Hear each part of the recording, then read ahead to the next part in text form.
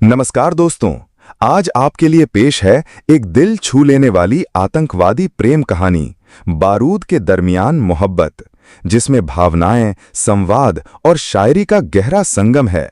ये कहानी श्रीनगर कश्मीर की वादियों में पनपती एक अद्भुत और दुखद मोहब्बत की दास्तान है। बारूद के दरमियान मोहब्बत, एक आतंकी की अधूरी मोहब्बत की कहानी। कश्मीर की वादियों में मोहब्बत करना आसान नहीं। यहाँ हर दिल की धड़कन बंदूक के साये में पलती है और हर ख्वाब की आंखों में आंसुओं की नमी होती है। श्रीनगर के एक सुनसान बर्फ से ढके जंगल में एक जवान लड़का छिपा बैठा था। उसकी आंखों में डर नहीं बल्कि बगावत थी।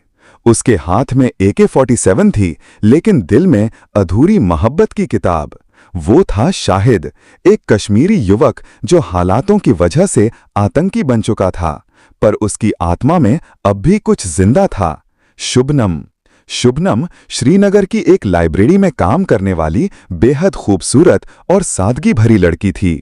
वो शब्दों से इश्क करती थी और हर हफ्ते एक ही लड़का किताबें लेने आता था, नकाब में छिपा मगर आंखों में गहराई लिए।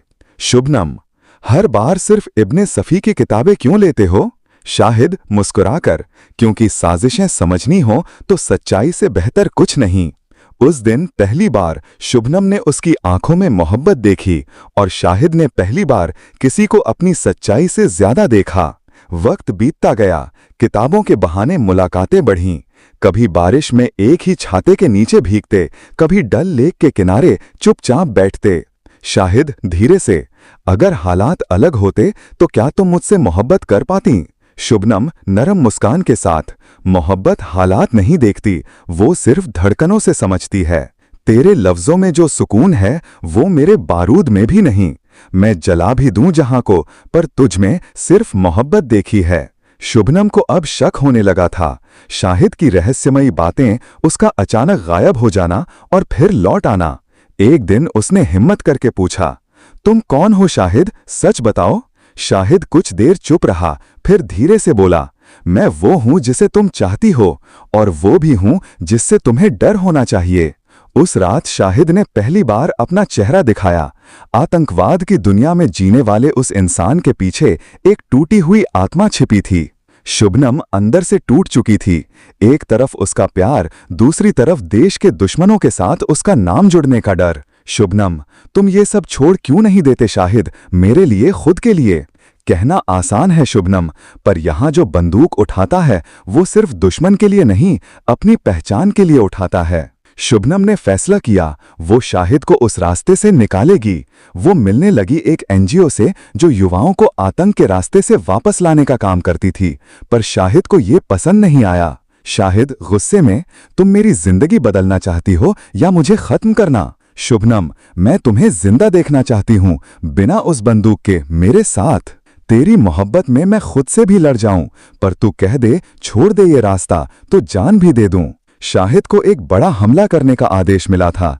सेना की एक टुकड़ी को निशाना बनाना था, पर अब उसके अंदर द्वंद्व था, मोहब्बत या मिशन।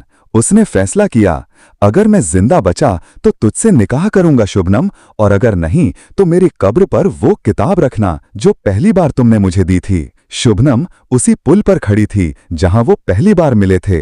तभी एक धमाका हुआ, पूरा श्रीनगर दहल उठा।